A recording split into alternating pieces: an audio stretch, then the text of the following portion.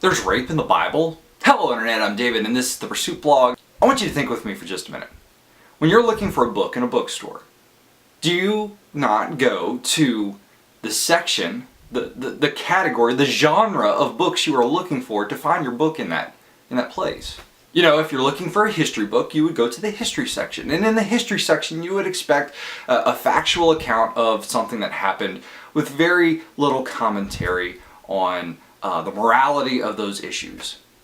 If you're looking for poetry, you would go to the poetry section and appreciate the beauty of the exaggerated word. If you're looking for genealogy, you would go to a genealogy section. If you're looking for... you get the picture. So often I hear from people that they say, how can you believe the Bible? It's full of rape and incest and murder and all this amoral stuff. And what many of these people, they fail to realize that the Bible is made up of 66 books. And each book is a different genre. They're all not the same type of book. And even some books have multiple genres in them. You cannot take every book of the Bible and read it word for word, literally.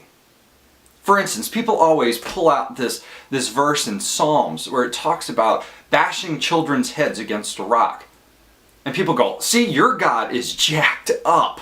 He's talking about killing babies. Well, let's look at Psalms. Psalms is a poetic book. The psalmist is trying to make a point with over-exaggerated language, like most poetry. Another example that is used frequently is some of the instances of rape and incest that you find in Genesis and on through into 1st and 2nd Samuel, 1st and 2nd Kings. And people say, your God's jacked up because there's rape in the Bible. Well, you have to understand some of those books are historical. They're meant to give a story, to tell what happened. And guess what? People have been people for thousands of years. People do really bad things and they were pertinent to the story. Therefore, they made it into the Bible. That doesn't mean that God wasn't upset with their actions, but it meant that that is what they did. It's giving a factual account of an instance. And still others point to the creation account. And I happen to believe, and you can disagree with me on this, but that the first number of chapters of Genesis fall under the poetry category. So it's using over-exaggerated language to prove a truth. But you see, it's still true. It just may not be a literal truth. You say, well, that doesn't make sense. Well, when I say I'm starving to death, does that mean that I am literally starving to death? No, what it means is that I'm really hungry and my stomach feels like it's gnawing me from the inside out. I need food now. It's over-exaggerated language to prove a point. Books like Daniel and Revelation that are apocalyptic, people read as literal. But that's a misuse of the genre that it's in. Apocalyptic literature is meant to be over-exaggerated to prove a point.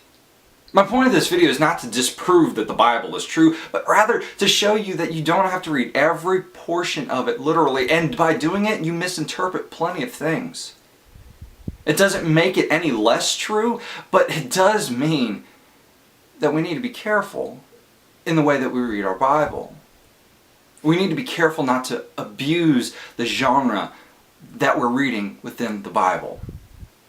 But the people who point out these amoral things in the Bible, they miss the grand point.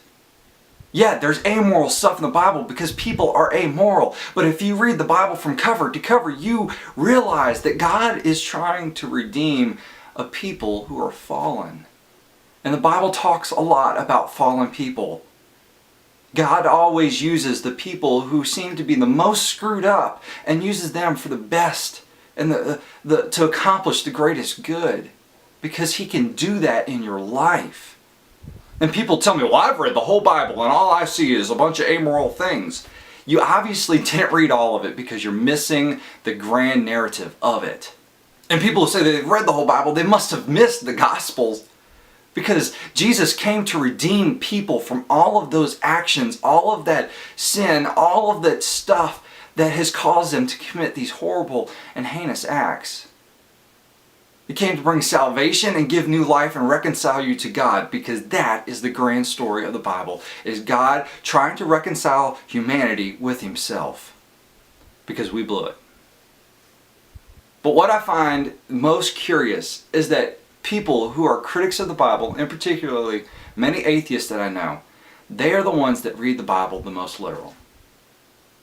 And it wasn't designed to be read literally in all parts.